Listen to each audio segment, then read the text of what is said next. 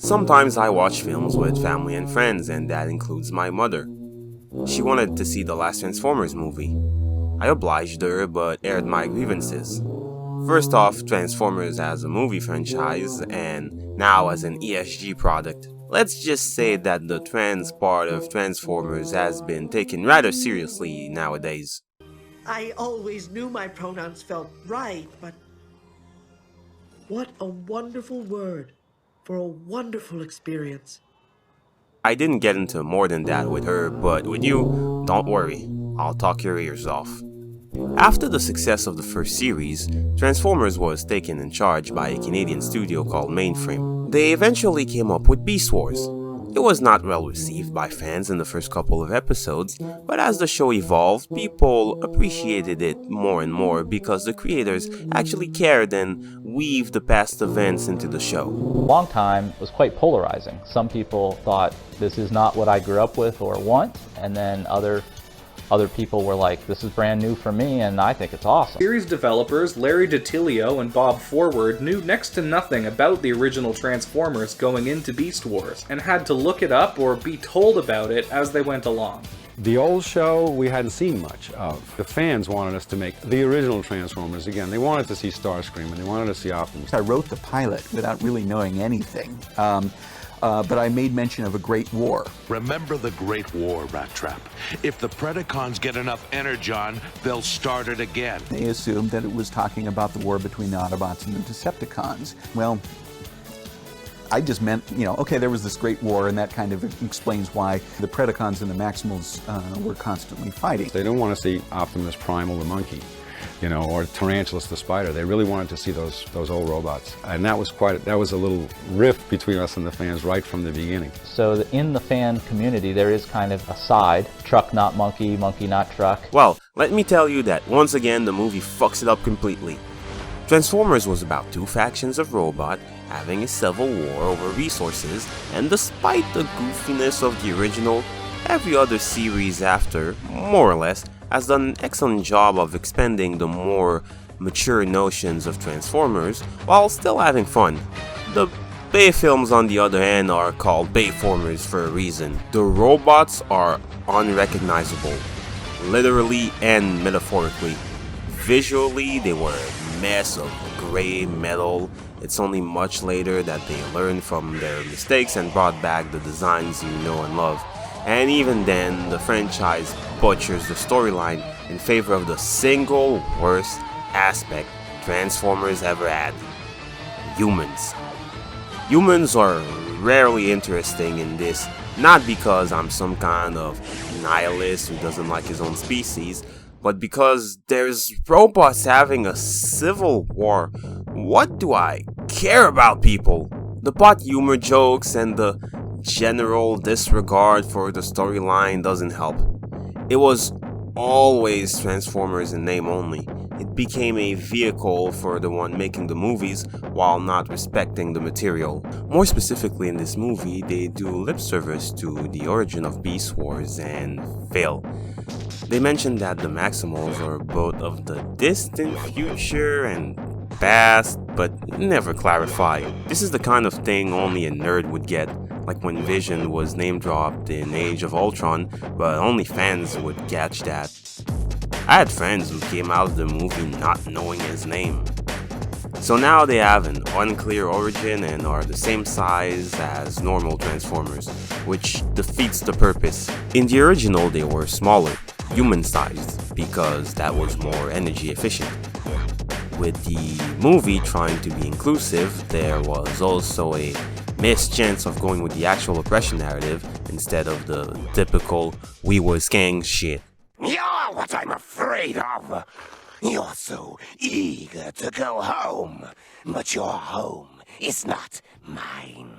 I am Predacon despite our alliance, and when your ship comes to rescue you, my fate will be the same as Megatron's. Perhaps even worse. Because of their past action in the war, they had to bear the brunt of the responsibility of the past conflict and now are treated as second-class citizens, and they have a council who kowtows to the Maximal Elders. No, I wasn't talking about the German post-World War I. Of course that would require effort. No, I was talking about the Predacons. They have a government and rights, but they're basically the scum of the earth. I don't expect an adaptation to be one-to-one to the original, but there's a lot of missed opportunities. The movie takes place in the 90s, when space travel and dinosaurs were all the rage. There's not a single of the dinosaur characters that are used. The movie wastes time instead to be a prequel, the kind where you already know the outcome, and you know damn well the story is not compelling enough to make you care despite of that. You had the chance to tell a side story with a completely different set of characters without being tied to continuity. Dinosaur Megatron still has mass appeal while introducing someone you can dispose of. The Golden Disc formula could also have come into play. It was an actual gold disc sent into space during the late 70s, and in the show it's the reason why Maximals and Predacons end up on Earth. Having the Transformers stuck in 94 and taking the form of animals to try and be discreet in search of the disc is a great premise. The Maximals disguising as mammals could be used to great effect since they could blend more easily than the Predacons, or either extinct or creepy crawly creatures. You could have Dinosaur Megatron spreading panic throughout downtown. I didn't want to spend 2 hours with God knows who and his little brother dying of God knows what. Also, that G.I. Joe bait at the end was unnecessary. Sorry I spoiled the only interesting thing about this movie. And by the way, I don't think the government would be nice enough to give you the choice of being recruited or not into their Black Ops operation with all the things that you know. You would have to partake in the Black Ops operation, especially if they know that they can blackmail you with the health of your little brother. Outside of all that, they of course need to have the typical cold narrative bats. That's when you enjoy a movie or any piece of media, but then propaganda comes out of left field to ruin your enjoyment. The main character performs a heist for another character who wants to fight the darn capitalists. There's allusions to us people, and there's an unfunny segment about the main character being racist for wondering why the robot from space has a Spanish accent, which is actually a valid complaint. The catering is not that bad, but it's somewhat intrusive. It really doesn't help an already mediocre effort. It was about on par as the intrusions in Across the Spider-Verse. The movie itself is fairly cliche and not in a good way.